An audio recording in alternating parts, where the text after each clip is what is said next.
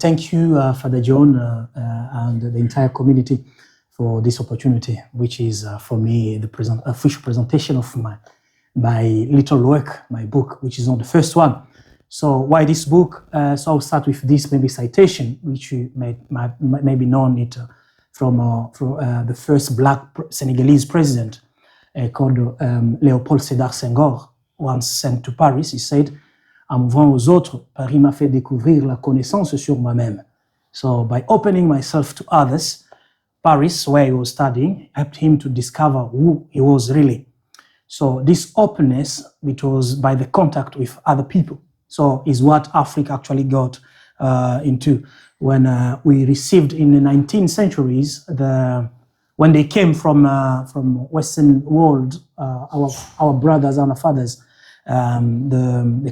let's say the colonialists. So they brought a system in Africa, which actually, they named it formal education. And this one was a kind of a contact, but a contact which was, let me say, a triplet contact. So one way it was they came without being invited, forgive me to say so. Secondly, when they came, other countries, they received them well and they settled peacefully.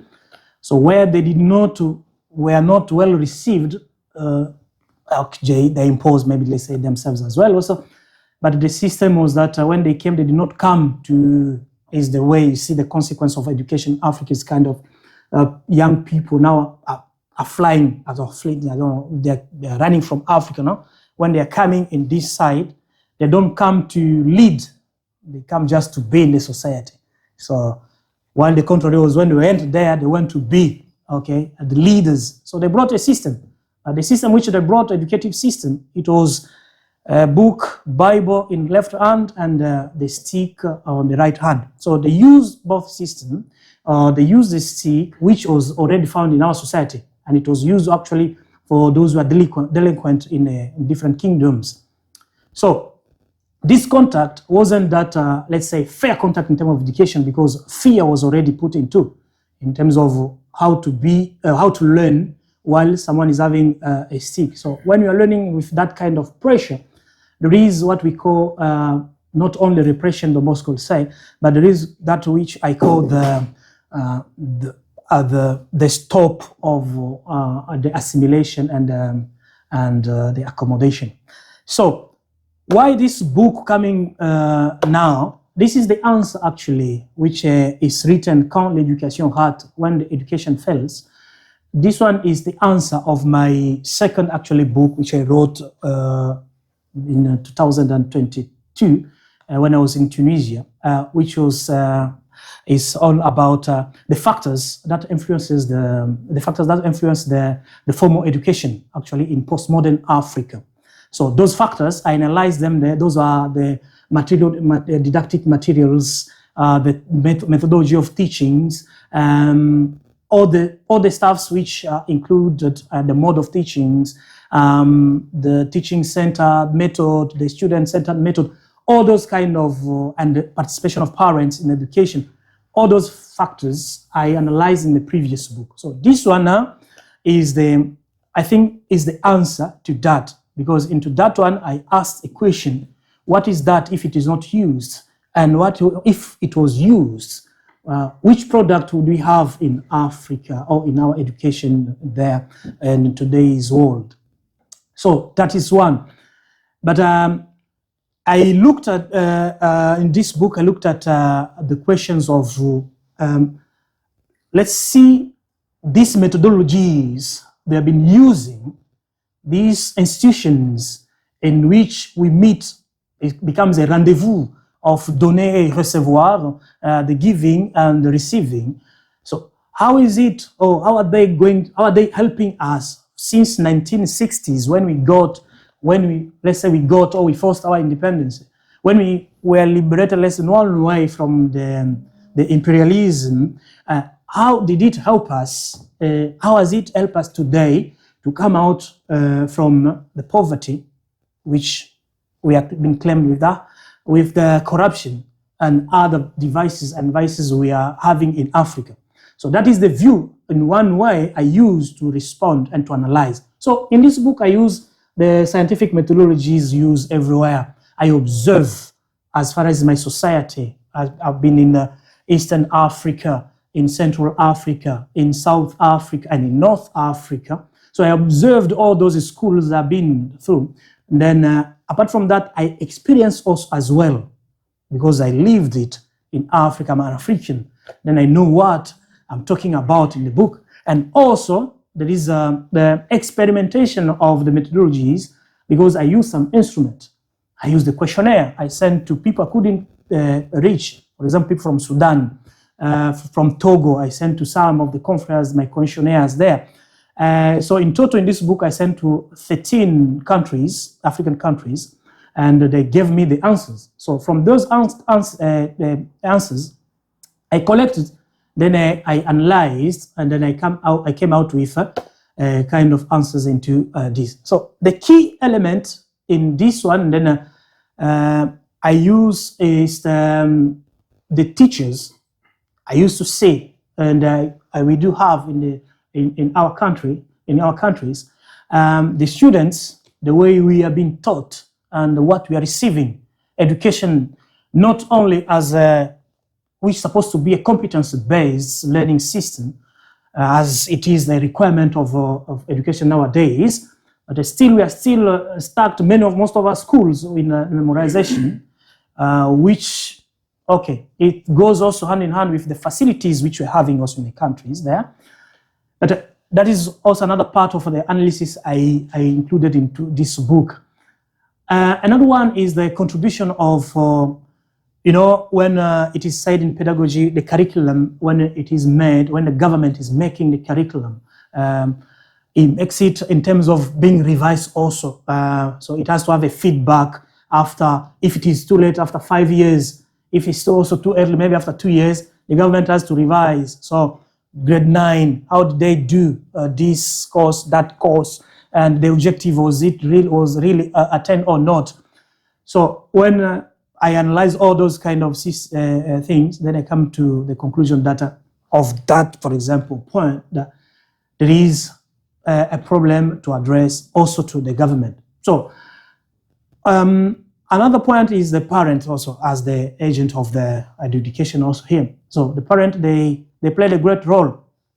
Which role is that? Is that when you come to Africa, in my country specifically, to be more specific, is that we are having now more of schools, happening more schools, or we call it private schools.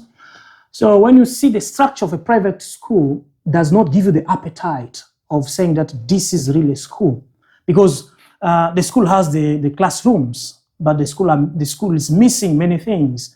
School is missing the different premises for sports, for example. We are missing the laboratories, we are missing the libraries, and we are missing all those kind of things. So the education already from there becomes already one way handicapped. See, so that influences in a great part the learning process. So and then the parent, you see now them with great enthusiasm sending their children to those kind of schools, while they shouldn't, if they could have known what are really the requirements of a good education. So also that one is another perspective analyzed in this book. When I was teaching, I went to philosophy. So I was taking philosophy on side and another side also education. So in the second year, we are sent to schools to teach for 3 months, block teaching practice. So I was teaching history and geography to year 10.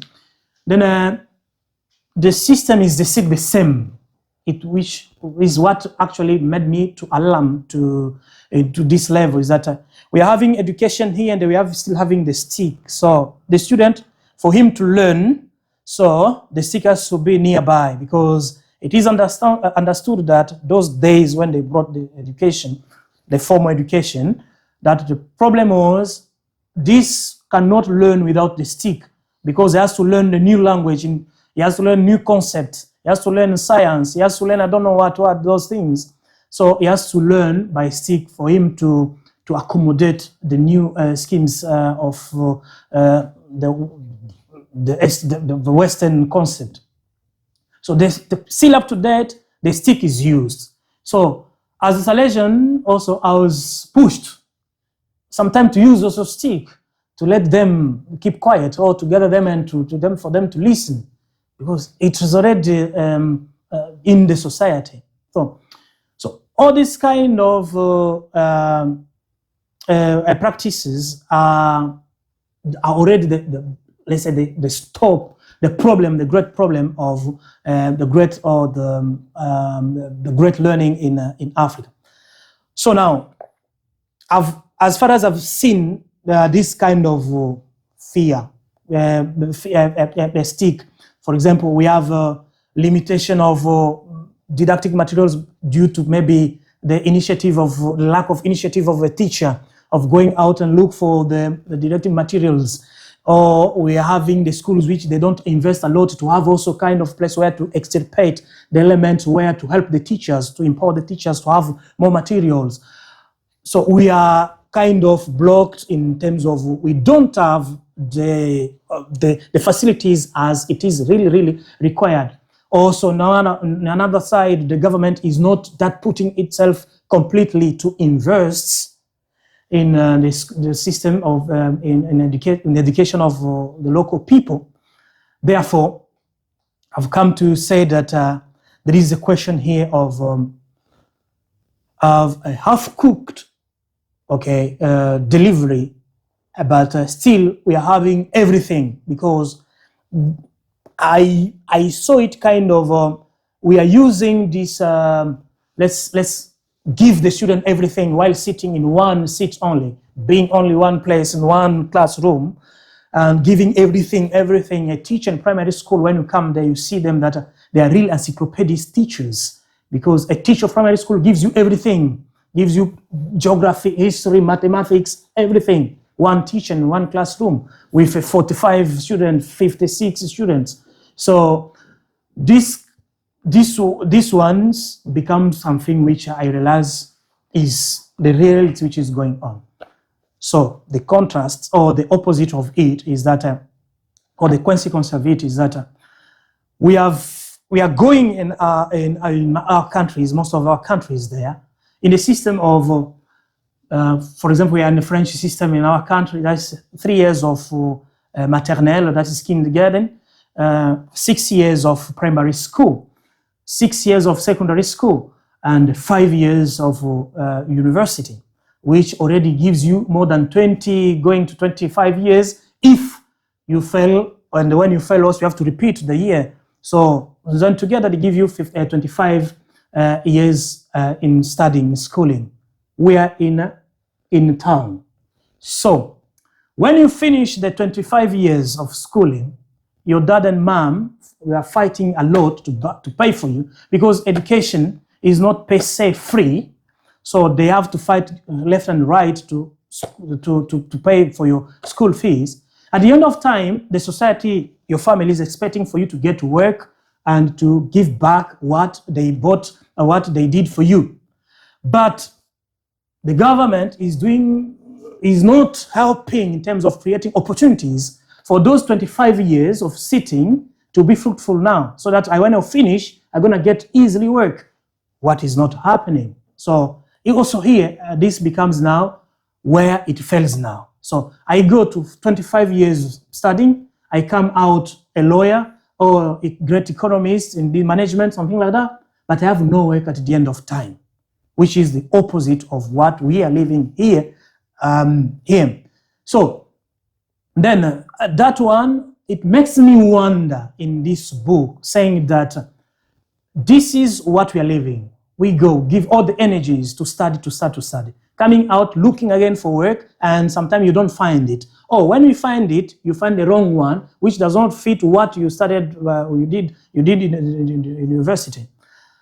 While those people are the same people, when studying, having hopes that will be when you will finish doing this and that.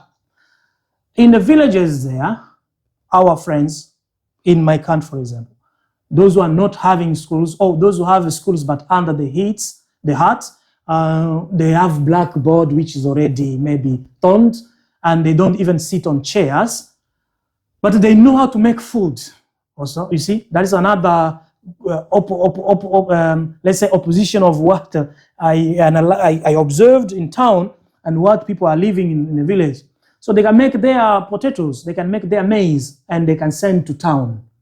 So the question is that when we are studying like this, why our education does not help us, our today's education does not help us to have a pragmatic system of educating our local people in terms of, I teach you this, and this is related really to what you can do on the field, in the field, and produces for you bread when you come out from the school. Because it's not going like that. That's why there are other consequences. So also the consequences, I analyzed them in a different way, let's say in a different way. Also in this book, I also analyze them in other books of immigration, something like that. So that being the case, when that's just the contextual view of the situation. So when we analyze now also in this book the infrastructure itself. So when the colonialists, they came to our countries, they bought big fields. Even the church also bought big fields, whereby they built long buildings of not stores, but the long buildings, where they put the classrooms, which fit actually in our context there, because if you build these long ones and the schools are not productive, they are not budgeted by the government, it will be maybe also tough to renovate. But in terms of those ones, they might be maybe simple to renovate. But when you go to the down there, you find the context or the situation is still precarious, that the schools, they are not what they supposed really to be in today's world, truthfully speaking. So you find that we are still using the same way of sitting in a classroom, no initiatives from the actual teachers I have come across. So it's still the teacher in front, the students sitting, and they will sit there up to the time of the recreation, the break time, which I realize in today's world that the student, they suppose, because the recreation, when you read the book of the 12 steps of Marie Vianney, when you speak about the recreation, emphasize on the mobility of the students, because it's something very, very important. It helps the student even to refresh again and again. Even this system of, you study here, for example, science, biology. The second hour which follows, it is, for example, history. You have to go to another class. So that system of standing up, go to another class is very helpful. But we receive everything in the same class. So from first hour to the third hour, and then you get the break. From the third hour to the sixth hour, then you go home. So you are just sitting and having kind of a courageous way of teaching. So the teacher becomes one who now he is more even tough than your parent at home. So you get fear of your teacher rather than being the friend, teacher being a friend or a brother to whom the education goes as a helping thing. Become a kind of an intimidation system of teaching. So that is it. And the concept of where now are we still in this? So what should we do? We got already the system. So what are we waiting for to have a system which will respond to our needs? Because once I was in Tunisia, I saw many brothers from my place and sisters are coming to Tunisia, because Tunisia is kind of trampoline where they wait to come across to go to Italy and to go to also to France and Morocco to Spain. So is that when we study, we don't have work, we think that future is outside, we have to go and visit that person who brought us the educative system. That is that complex, which is still there, and that let's say that laziness of thinking of seeing the practicity of what I'm supposed to do with this education which I'm having, which is not helping us at all nowadays in terms of society living tangibly like this. I think that that laziness is coming from one way. That way is from our authorities. So they have power of thinking of the philosophy of the education, which, you know, when the way came with the learning by doing, I think that pragmatic pedagogy is something very important in this reflection here in this book, whereby I'm trying to reflect upon saying that if these pedagogues, they reflected on their societies. Here, when you come here, you find John Locke and his friends, all this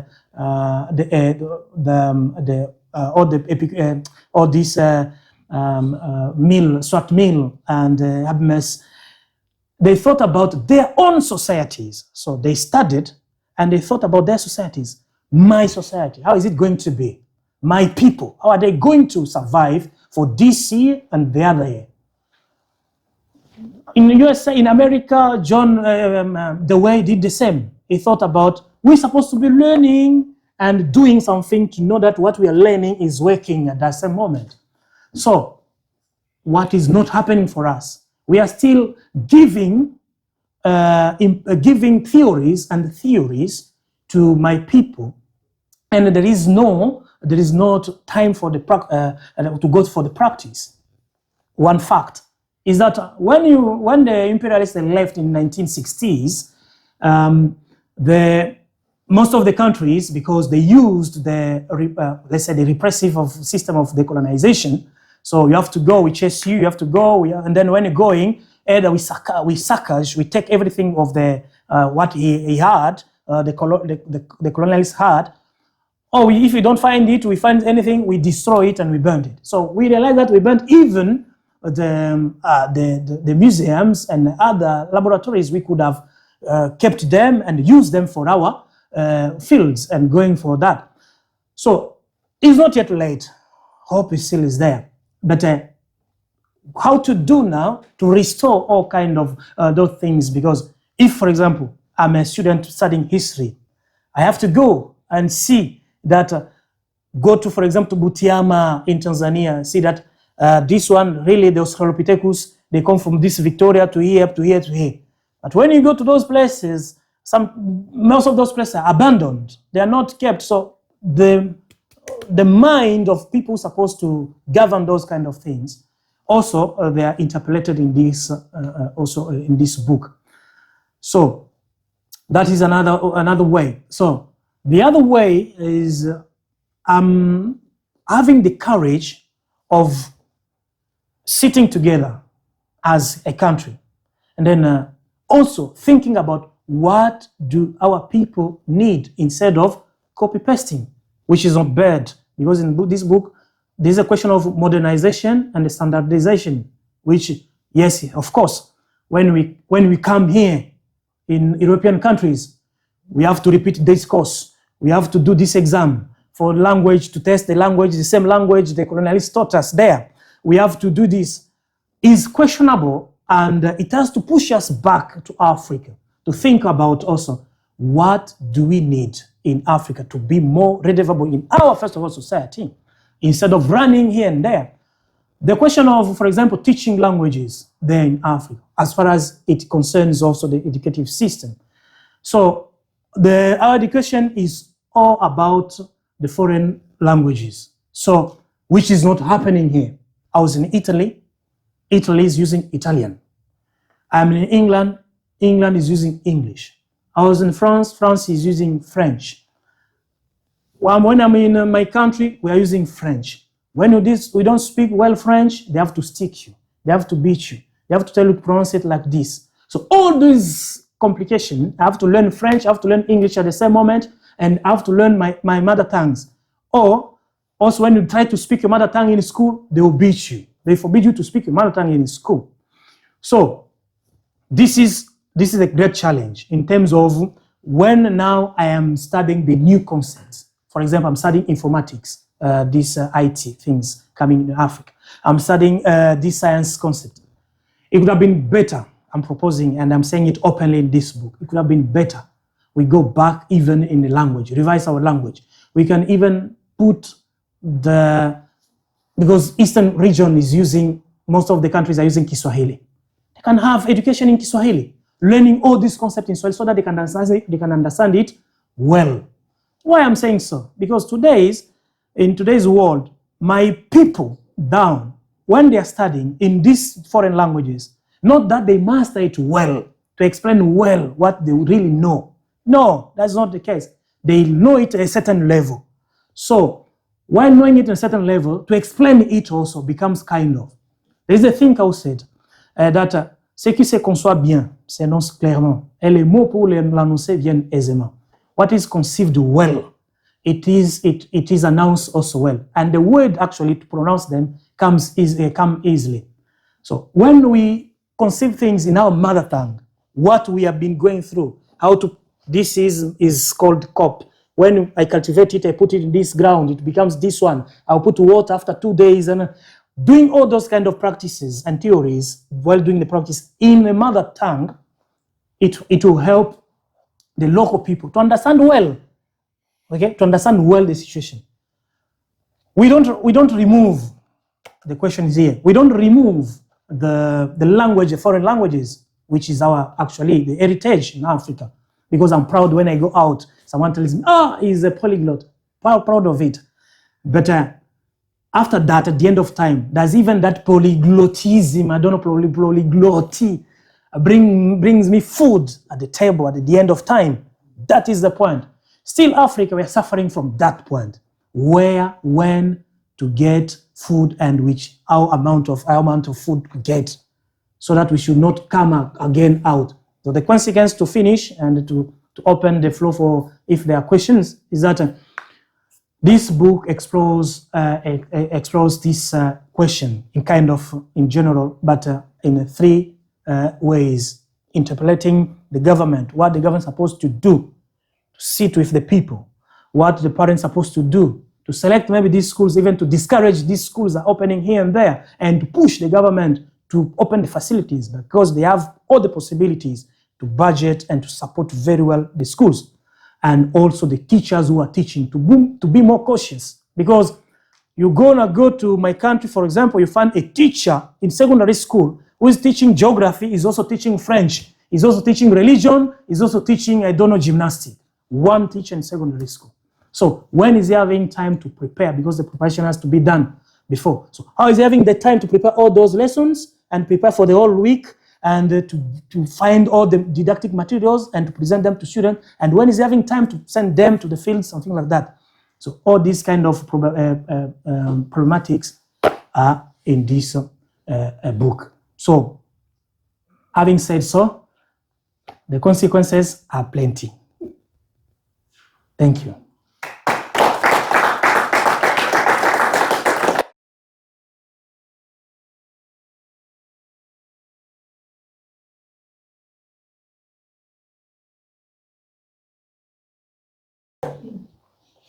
I mean, I've only once been in Ivory Coast. I did go into a bookshop, and the textbooks for the first 3 or 4 years of secondary school were actually about agriculture. And they were teaching, there were drawings, there was about how you planted, all these, the things that people could grow, and when the season, as far as I could tell, there was a fundamental part of their, obviously, an ex-colonial system of education, was that they realized that actually Ivory Coast depends on its agriculture. I mean, a lot of it looks just like France. It's vast, flat areas, well watered. Is it just that they haven't really focused enough on the local economy, and that they've got this very sort of high level sort of culture, colonial culture, that actually, or is it that just local local, it hasn't been adapted to local situations? Okay, it depends of the focus of each country when they want to produce, because Ivory Coast produces, I don't know, it's cacao, is that, how do you call it in English, cacao? So they produce some kind of stuff, but now we have to see the question also of if those people producing those, are they supported by the government at the time after the production or during the process of this harvesting or the cultivation of it. So, for example, when I take my context, for example, we have most of the schools are open up in towns, and they have limited fields to even send the student where to cultivate, to show them how we can cultivate this and that. You see, so leaving the rural areas that uncultivated. So, if maybe to contribute maybe into that as well, if we could have an idea of saying that, okay, we invest or we come back to that if that system was good working before. Because the Ivoirians, the Ivory Coast brothers are also coming out from their country to France, to Belgium, and to Italy, which shows in one way that they are not also satisfied, maybe in one way, of the young people empowerment, no, in their country. So if there is possibility of thinking about that, to empower or to open more schools, even in the villages, and give to those schools the kind of big fields where they can also, they study here one side and they do the field also the other side, so that they know what they are doing and they're studying at the same moment. Very much. I had the opportunity to read the book, actually. It's a very, very nice book. The content is really, really good. But my question was, when I was reading, you spoke about Africa in general. And in your speech, you mentioned that your survey was for 13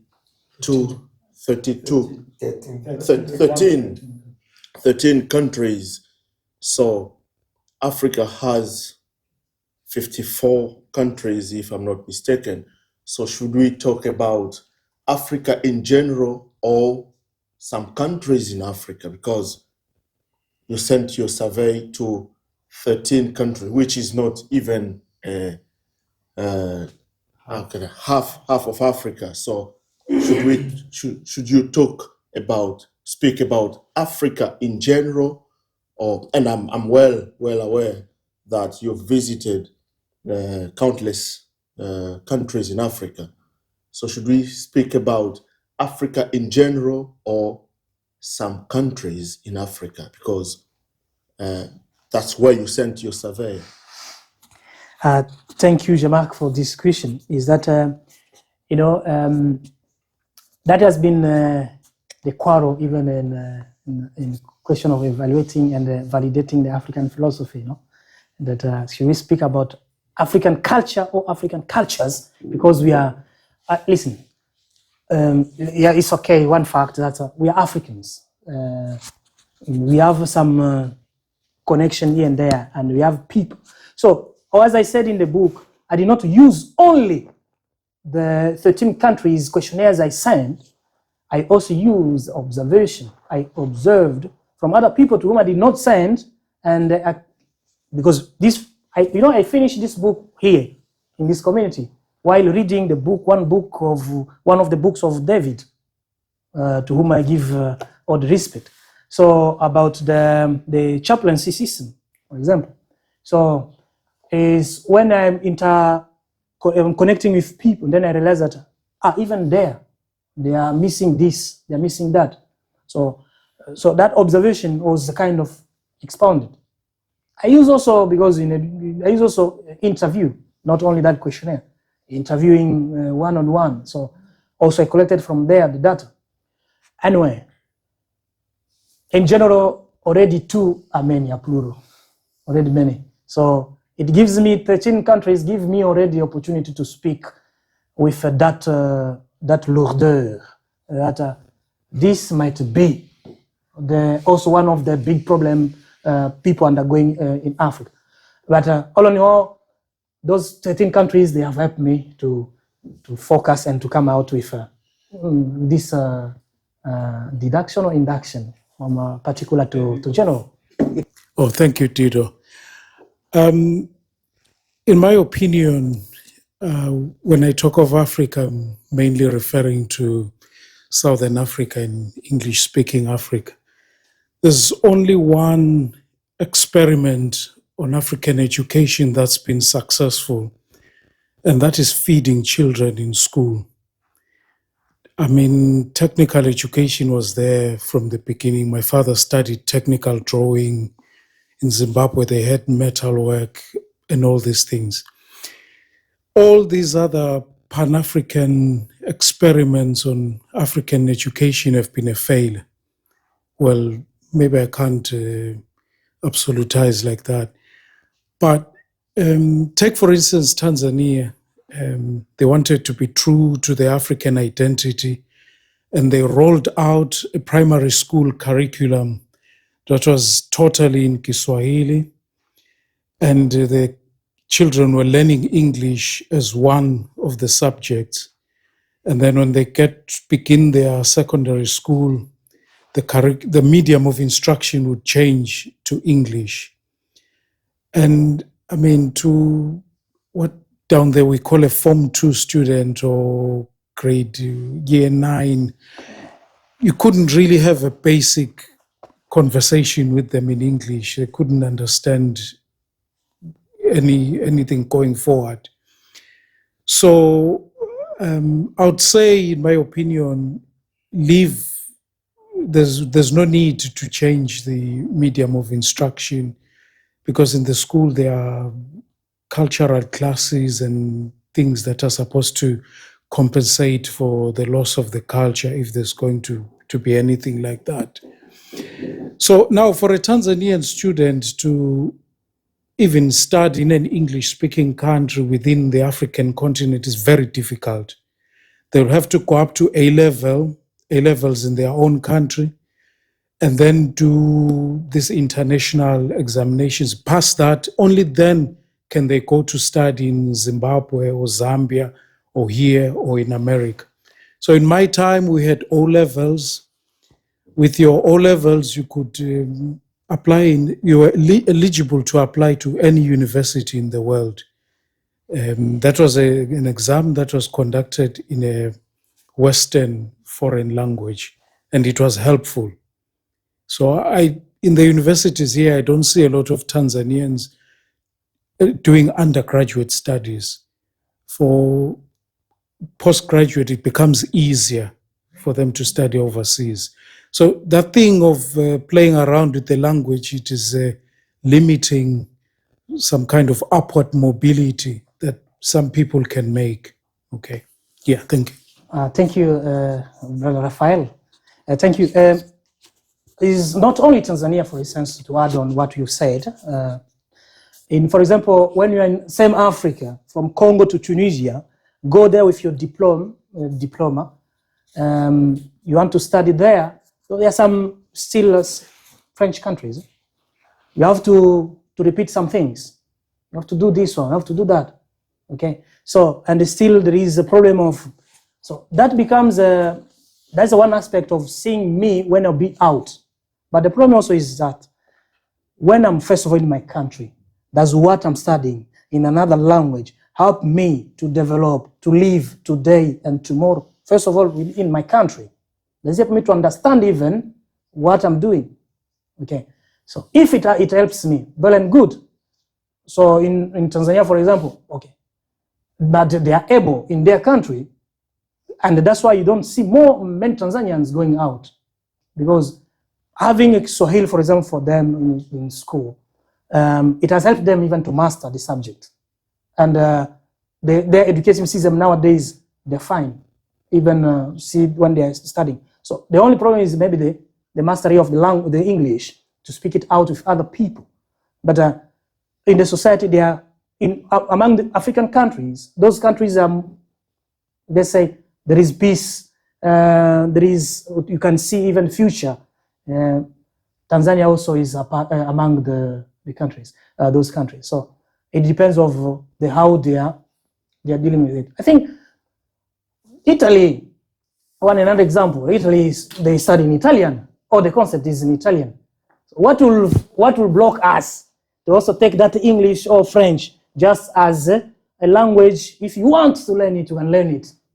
But we learn our things, all these things, we learn it in the mother tongues so that we understand each other very well. You see? Anyway, God. Say something beautiful. Yeah, so also in India, we face the same problem actually with regard to language and the medium of instruction.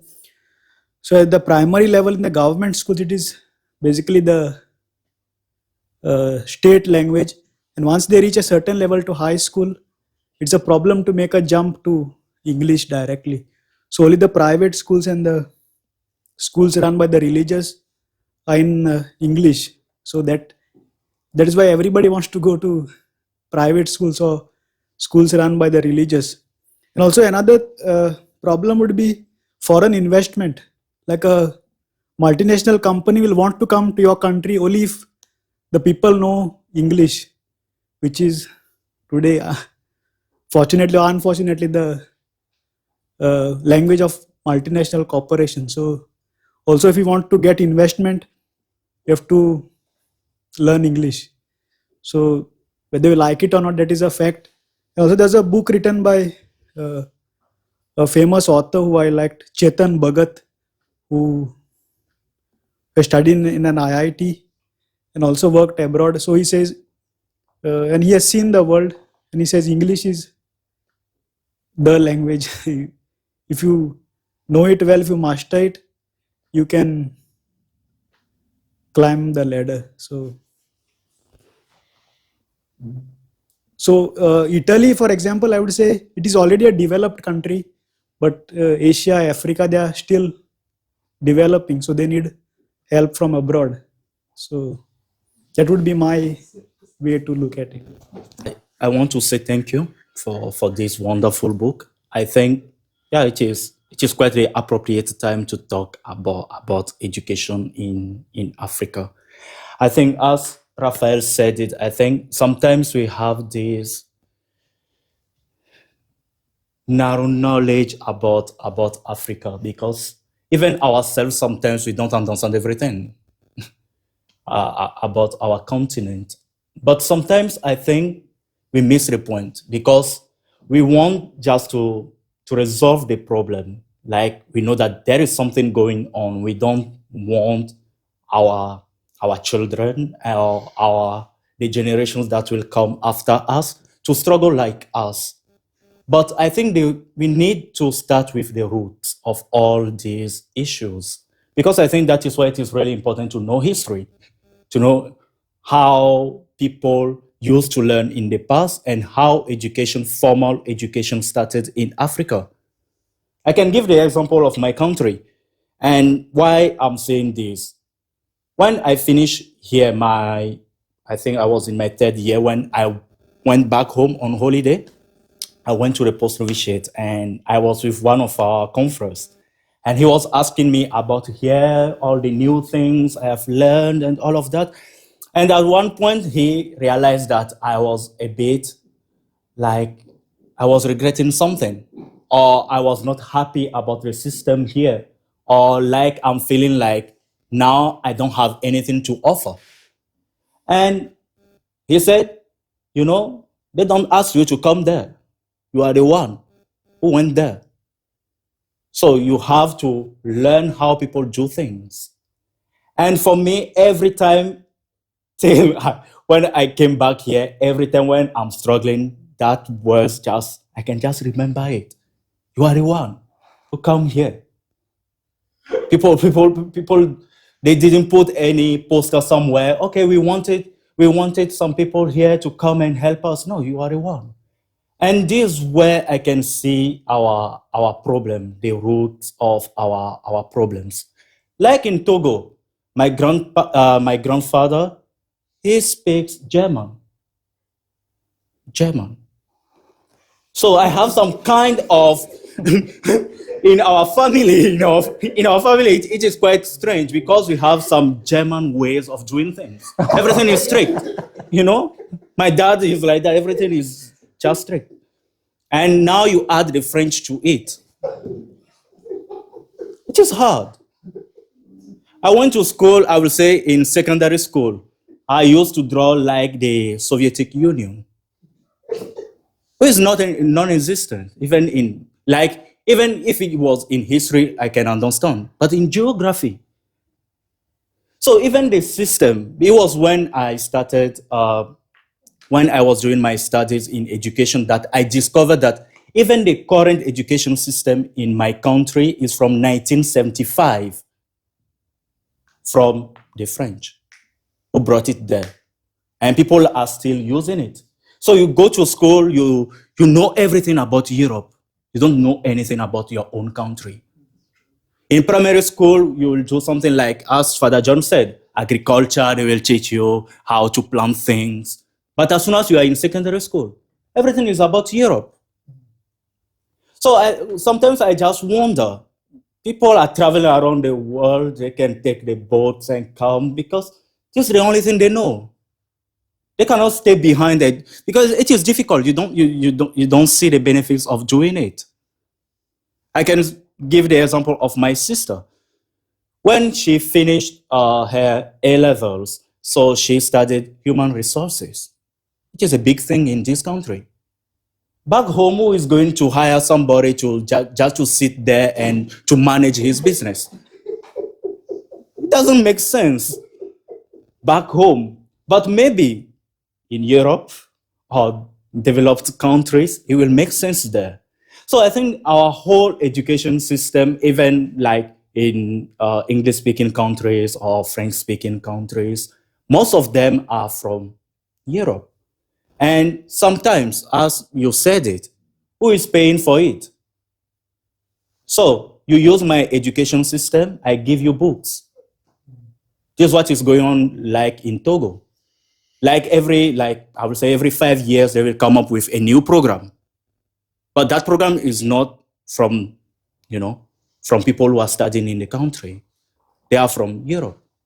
Of those people who can sit down and reflect on your own country and think about things for you and just bring it.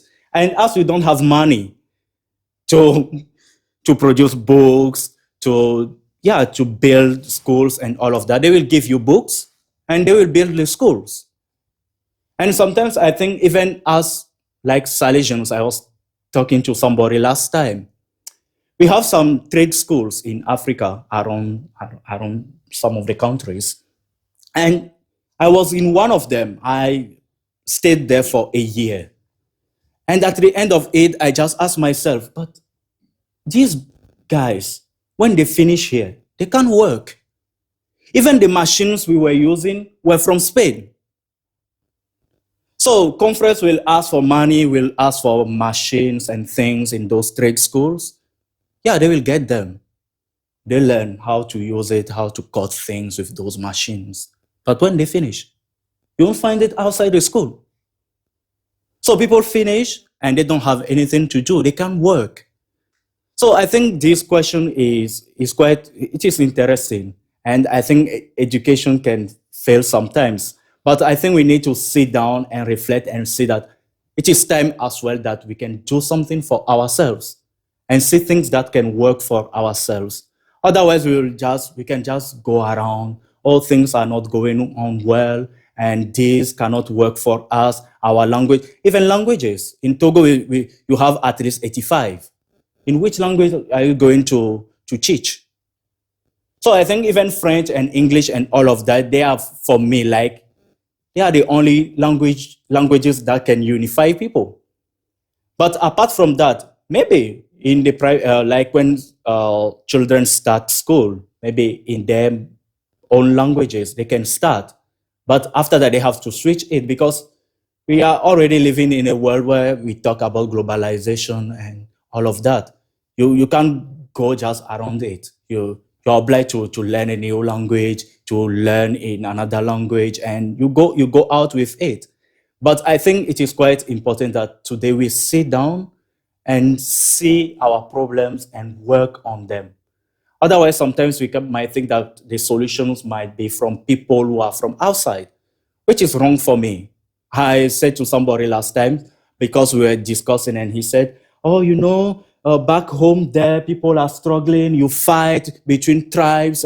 And I asked him, I said, yeah, that is fine. But I think sometimes we have some level of ignorance about what is going on there and what the media presents here. Because if you are talking about people killing each other, I can't recall that we have some places in Africa where we manufacture weapons. So I think, yeah, we need to sit down and reflect seriously on what we want to offer the world and see and work properly on it. Thank you. Thanks. Like what I talked, previously on my good night talk, you mentioned about the teachers not being innovative. So imagine if you were one of those teachers, you are into their own shoes. What would you do in order to make life of a student better? Because some of them, they do like resources, but they are always there to deliver the education. So what would you do in such case? Thank you. Thank you, Andre. I think personally it would be a question of if I know I am studying I'm studying to become a teacher, then also I have already a level of a teacher. I think even the criteria of being employed, I think I'll fascinate it in another way, saying that I can't be recruited to this kind of school. They're asking me to do this, which I cannot do. So because everyone has the liberty, the freedom of saying no to what he does not, which goes beyond his capacity. So sometimes we do accept, the other teachers do accept, because of maybe they want to cover that situation the school is, because of the relative who is there, or because the manager of the school has imposed him, for you to work you have to take this. Also because of the money which the school is getting, which is not that enough to support, to employ all the teachers with different, each with single subject. I think it's also a question of myself, me. I've studied this, I have this capacity. On this, better, I am well educated in one subject and deliver it well, rather than being educated and give other subjects but badly to people who are going to lead the country for the future days. So I think that's my... Just to rephrase Andre's question. In your speech, you said you used to teach. So you, as a teacher, what did you do to improve the education? Before going to teach, I think I was taking my time, because it's advice in pedagogy once you know the subject you're going to teach, because a teacher has a syllabus, he has the curriculum, has the notes, he has the journal, has everything. So in all those things, you have to put whatever you're going to teach as a teaching aid.